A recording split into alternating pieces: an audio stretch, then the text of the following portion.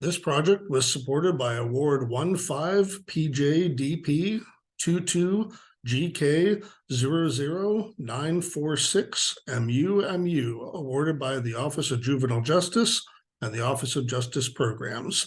The opinions, findings, and conclusions or recommendations expressed in this videocast are those of the hosts and guests and do not necessarily reflect those of the Department of Justice.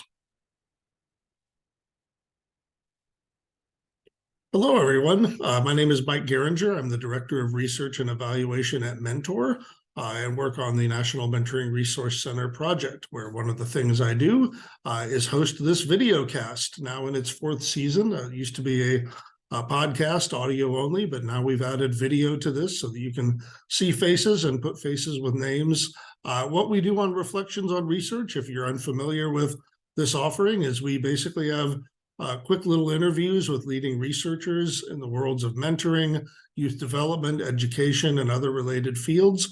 And it's really just a fun way to get to know some researchers, learn a little bit more about their work in kind of a conversational style, and really hear what they think we're learning about youth mentoring and how to work with young people better. So I hope all of you that work in youth mentoring programs and other youth development programs find these interviews to be interesting, and hopefully they'll inform your work and lead to better mentoring and better work for young people in all of your programs. So thank you for your interest in research.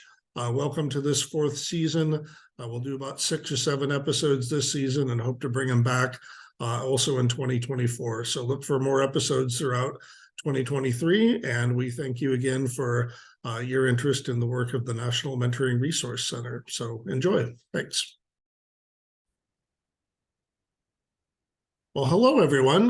Welcome to the first episode of Reflections on Research for this season.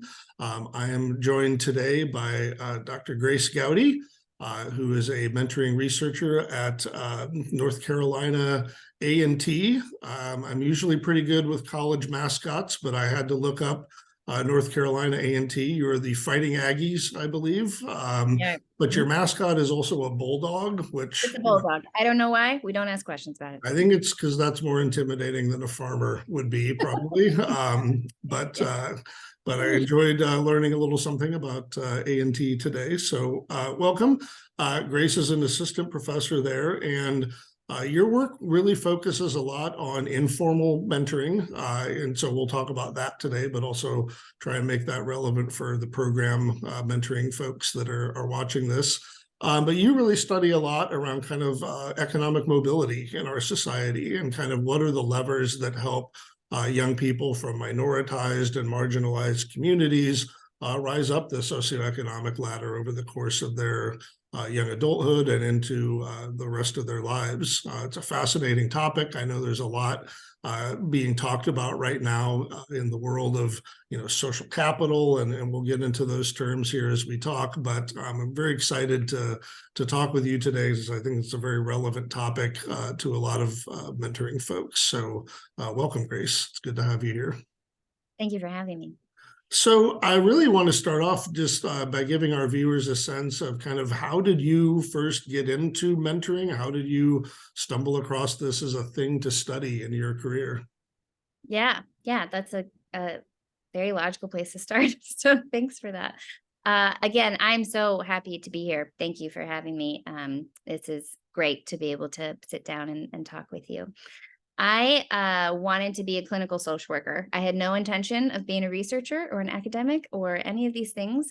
I started my master's in social work program many years ago, and in that program had the opportunity to run a retention program for kids who aged out of the foster care system, who were trying to get their 4-year degree at the same institution that I was getting my MSW. And we were really given a lot of support on how to build a program in whatever direction we wanted would change this number that would help young people who were previously connected to the foster care system be able to get their 4-year degree. And we had great fun with that. You can imagine as a social work student, you learn about groups and you start a group and you do case management and institutional level advocacy stuff, and really had a good experience working there. over time, I started to realize that the reason our students were successfully moving from one semester to the next probably didn't have much to do with our program, and really had a lot to do with this person back home. So when our students got into a spot, like they spent all their financial aid money before the housing bill was due, or they got into some kind of disciplinary something, it was me, the student, and this third person who were on the phone together trying to figure this out. And because our young people had aged out of the foster care system, it was rarely a biological parent. It was like a lady from church, or the math teacher, or a friend's parent, or their neighbor. And I was always so interested in, like, who is this person? Like, why are they here? And it was someone that the young person really felt obliged to and supported by, and knew that they would, go advocate for them and lift them up, support them, and all the great things that we know now mentors do. I had never touched the mentoring literature before. I had no idea that there was a world out here that studies this person.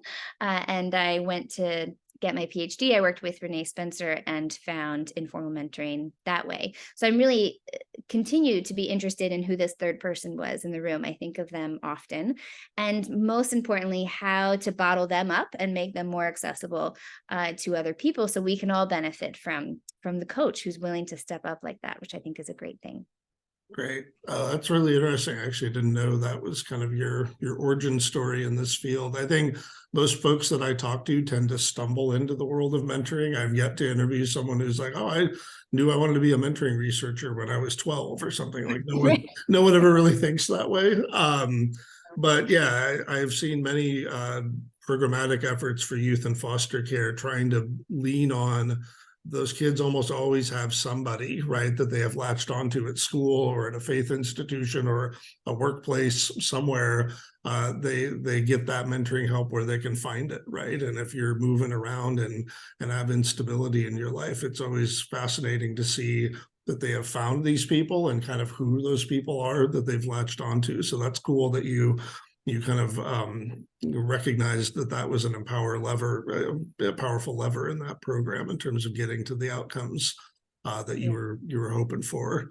That's a good segue, I think, into asking you this next question, which is really, you've written a lot about how those important people, these informal mentors, kind of act as a bit of a gateway to other opportunity through what's called social capital, which is basically a fancy researcher term for who do you know and how do they help you, like, get things done and accomplish things.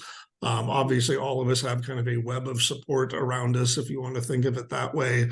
But I think you are taking a specific look at, like, how did these people help young people maybe from low income settings or other marginalized communities, like, do better in school and then career, and kind of get out of that kind of multi-generational, poverty situation. You've studied that with informal mentors. I want to ask a question that brings it over into the programmatic side of things. Obviously, having a mentor of any kind is bringing social capital to you. You've got one more person in your web of support. How important do you think it is for mentors, either in programs or outside, to add even more adults to that mix, right? Because we often think about, like, oh, you got your mentor, that's the help you need. But do you think mentors should also be bringing other adults into that child's orbit? Absolutely. I think it's pretty critical that they do. What I like about this social capital perspective on mentoring, either informal or in the formal mentoring space, is that it kind of takes some pressure off of you. You don't need to be the one who knows the answer to everything. That's a lot for a mentor to take on. That's a lot of pressure. And by the way, you don't know the answer to everything. So you don't need to feel that way. And you aren't a full resource in that way. You, however, know a bunch of people. And I think it's important, probably one of the key functions that a mentor serves is connecting you to the right people at the right time. A lot of my work right now has focused on core versus capital mentoring. And capital mentoring, importantly, it connects you to people that you didn't have access to before. It connects you to resources that you didn't have access to before, like you hadn't heard about that internship, or you didn't know that this person was connected to the career you wanted in that way. But it also provides bonding capital, which makes you feel more connected to the common institution. And the best example of this is if your teacher is your informal mentor, you're more likely to feel connected to the school community as a whole. And obviously, school connectedness then leads to a bunch of great outcomes. So it's really about, sure, when we first talk about capital mentoring, we're thinking about access to new resources, but it's also about shoring up the network that you have within your school community. And then the third thing is increasing the young person's network orientation. So Mike introduced me to this guy. He was great. Now he can introduce me to X number of people, but also I witnessed that process go really well. So now I might talk to this other person and see if they have the resource that I need, or they have the piece of information that I'm looking for. So I think it can function in many different ways: access to new resources, shoring up network that you have, and then giving you this increased sense of like, I can network, I can find the network of people who would help me most here. I think it's incredibly critical to any mentoring relationship, formal or informal. Yeah, no, agreed. And I think I would love it if every mentoring program in this country tasked mentors with like, hey, before your relationship is done, it's great that you've got a one-on-one thing happening, but we want to see you add other mentors to that mix and teach that young person to find mentors throughout their life. I think that's a heck of a gift to give a young person. I want to go back to a term that you'd mentioned briefly a minute ago, this distinction between there are like core mentors and capital mentors. And could you explain maybe for our viewers the difference between those and what each of those different types of mentors brings to a kid's life? Yeah. So I should say this is strictly from the informal mentoring literature. There are probably lessons here to apply to programs, but from my corner of the world, my informal mentoring world of coaches and neighbors and things like that, there tends to be two types of mentors. The first mentor is a core mentor. That is someone who is from your extended family or like a fictive kin network that has provided you with emotional support that you quite value, and that provides you with that instrumental support, a ride somewhere, a small loan for something, that kind of person. They're in your corner, they've been in your corner for a long time, and you really lean on them for a lot of that emotional support. The other type is a capital mentor. That's the one we were talking about earlier. Capital mentors are typically linked to formal institutions. So you didn't meet them through your like communal network. You met them through school or employment or sports or extracurriculars or any of that. And they provide you valued advice, and they provide you that social capital. So they connect you to resources, and they make you feel more connected to the network that you both are already a part of. I think it's important in the field of mentoring to recognize that not all mentors can do all things. Capital mentors are likely supportive of things like educational and vocational outcomes, things that then lead to economic mobility. But core mentors are quite important to buffer against mental health diagnoses. They help support they buffer against coping and isolation. They help support optimism. They have a lot of like psychosocial outcomes linked to them. So both very important, but important to think of them in different ways. So a quick tangent off of that. Do you think our field kind of conflates those two roles a little bit? We often, literally call it a big brother, right? Which feels more like that core cap. Do you think, are we conflating those two things in unhelpful ways by, most of, I think, what volunteers provide sounds like that capital mentoring clearly, but we frame it in the language of core mentoring. Do you think that's an issue or something our field needs to maybe clarify? Yeah, I think we often ask a lot of our mentors. We ask them to be the connector, the person who makes them feel a common connection to a greater network. We are also asking them to provide emotional support, which may feel like a bridge too far. I would be interested to know if it feels like a different set of tasks from mentors or from young people, because from the research side, it's, two distinct groups of people. Now, that is not to say that one can't become the other over time. We have found data, particularly for, again, going back to my roots, kids who had aged out of the foster care system who are in higher ed now. They reported people who started off as core mentor. Oh, I'm sorry. I started off as capital mentors, the guidance counselor, the teacher, who then over time, now that you've known me for so long, you've seen me through these many life transitions, now you're the one I'm going to go to for that emotional support as well. So it's not as if they are stagnant and dichotomous and forever, but I do think it's a helpful way to start sort of I don't know, I'm always about taking pressure off the mentor, right? Like you don't have to be both. You don't have to do all of the outcome. You don't have to think about their mental wellness and think about their grades. It's just the narrative sometimes we give is that it's a lot that we're tasking them to do. And I think it helps kind of segment it out a little. Right. No, agreed. It's a lot to put on one person to maybe fill both of those sides of the equation. You've written a lot in your work about kind of how these types of mentors are not very equally distributed in our society. I think it's pretty well known through your work and others.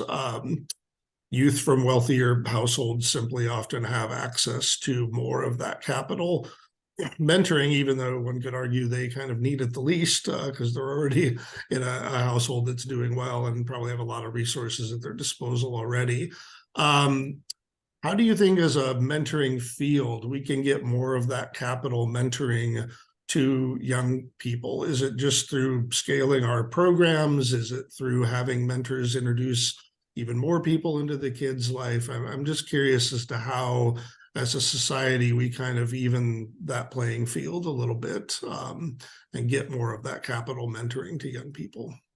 Yeah, it's a good question. I want to point out that that is literally a title of a paper that we have, helping those who need it least, because that is exactly what the current landscape means in terms of capital mentoring. Capital mentoring is most available to middle income kids who are already quite likely to be upwardly mobile. And they then, move the needle like a little bit, which is great, right? Support relationships, support for all, but it's certainly not the ones who could benefit the most from that. I'm sort of, in terms of intervention development, I'm currently most taken by the ideas around stocking the pond. The burden shouldn't be on the young person to exist in a space that is rich with capital mentors. The burden is on us as the practitioners and in these different like educational and employment spaces to think about how we can empower the adults who are already in the building to think of themselves as potential mentors. So the stuff that you all have done around mentor mindset and connect, focus, grow, I think that is really a scalable intervention that keeps the power dynamics exactly where they should be. This isn't the young person's job. This is our job, but is scalable and actionable in a way that I'm particularly excited about. Thank you. And for folks who don't know, Grace referenced a couple of trainings that Mentor offers. One's for employers that have young people in the workplace setting. The other is just for anyone who's around kids, works with kids, even have kids in the neighborhood that they talk to. It's around adopting a mindset that doesn't mean you're actually a mentor, but you know how to interact with young people and let them know that you care and that you care about issues that impact young people kind of broadly in your life. And I agree with you. I think at Mentor, we're really committed to stocking that pond as much as possible. There are some people out there that just, don't like kids or don't like today's young people, and you'll never reach everybody, but I think there are a lot of Americans with good hearts and skills that would be helpful to a young person that just don't know how to kind of take that initial step into being helpful to a young person. So hopefully efforts like the one we're doing and other people are doing will help stock that pond a little bit.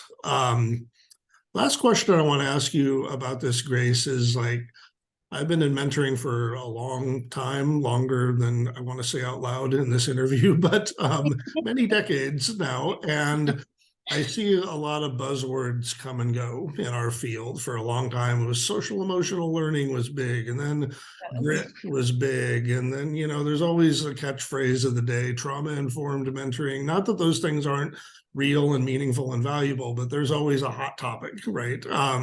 I feel like right now social capital is that hot topic. And I see a lot of folks really trying to connect what mentoring is doing with this terminology and even sometimes, kind of these socioeconomic benefits. But I guess my question for you is, like, from your perspective, how much of this talk around social capital is just kind of a buzzword? I worry sometimes that maybe by the assumption that if just young people just knew enough well-resourced adults that like it would fix everything, right? So I'm just curious from your perspective, what is the potential for social capital? If we do this work, if we stock that pond, if we get more of these connections for young people, like, what does that result in for the country? Does that fix our economic disparities? Is it just one tool out of many? I'd be curious your thoughts on that. Yeah, it's a good question. I function off of a definition of social justice that focuses on the capabilities perspective, which just means that people should be able to achieve what they want to achieve and what they have the ability to achieve. It sounds very basic, and yet we know in our complicated systems, and our complicated systems of oppression, that we do not yet create a space in which young people can achieve based on only those two factors: what you're capable of doing and what you're interested in doing. We know, in fact, there are a whole lot of other factors that tend to be more important in what the outcomes of that young person is going to be. So my hope, and the way that I look at mentoring in general, but particularly capital mentoring, is that it can be a way to alleviate some of the pressures of those systems by helping young people navigate around. We put up a lot of traps in our progress of transition to adulthood. There's a lot of things that people do and don't have access to. Again, not at all related to their interests and their capabilities. And I think capital mentors and, bridging capital, introducing people to new resources can be a way to alleviate some of those pressures and some of those traps as a young person moves forward. Obviously, in social work, we talk about interventions that alleviate versus interventions that eradicate. I think mentoring at best can help young people feel less of the systems, feel less of the oppressive systems that we put on them. There's a whole other mindset about eradicating the systems themselves that deserve attention as well. So I'm over here in my corner trying to alleviate some of the pressures of those systems, while also fully acknowledging that in some cases, a more macro eradicative look is probably merited. I appreciate you taking some time with us today, Grace. I always like to end these interviews with a fun question that helps our viewers get to just know you as a person a little bit better. Take the researchers out of the ivory tower and get to know you as regular folk. So I've got kind of a goofy question for you. It's a variation on the classic, you can invite 4 famous people from history to a dinner party at your house. My twist is, I don't care who the 4 people are that you would pick. If you want to tell me, you can. But I'm more interested to know, what is Grace cooking for the meal, and what music is playing in the background? That's a great question. I have to tell you that I will be interested when you ask others if everyone has such a visceral response to this question, because when you asked me, I was like, there is only one right answer. And the answer is macaroni and cheese. Macaroni and cheese is a universally liked thing. There are kids, there are grown-ups, there are people from all over. Everyone likes macaroni and cheese. It's amazing. I will also say that my sister will not like that this is on the podcast, but she is gluten-free and dairy-free, and there are still good mac and cheese options. Like, it's just one of the most accessible meals in the world. So there'd be mac and cheese and a roasted chicken, because that makes me feel fancy, although it is quite easy to do. So it has that good, like, fancy to effort ratio that I'm always looking for. I have no good collection of like chill background dinner music, but I do listen to music while I'm cooking. So during the mac and cheese and roasted chicken is just Janelle Monáe and Tank and the Bangas over and over and over again. I love it. I love it. Excellent choices, by the way. I gotta ask, is it fancy mac and cheese, like with crumbs on top and stuff, or is it more the box orange kind? Oh, I live right in the middle of those two things. Mine is not my son's when I make it for that end of the table, that is boxed in orange. I don't think the fancy topping matters so much, but I do think there needs to be like a healthy layer of cheese. So there's like a crust that you gotta like, like not full on creme brulee, but like kind of carve Yeah, in. That's yeah. very, yeah. Excellent. Well, God, now I'm hungry. Thanks, Grace. Well, I'm in a hotel, so there is absolutely no mac and cheese happening here right now. Well, I appreciate your answer. I don't know if I'll ask other guests that same question. They may get a different question, but I don't know. Now I'm intrigued. If everyone says mac and cheese, I think I've a publishable paper out of that. But Mentoring researchers love mac and cheese. yes, who would have thought? Well, thank you for your time, Grace. I really appreciate it. And to our viewers, there'll be more episodes of this coming out over the course of 2023, and hope to do this series again in 2024. So thank you for joining us, and we'll see you next time on Reflections on Research. Thanks. Bye.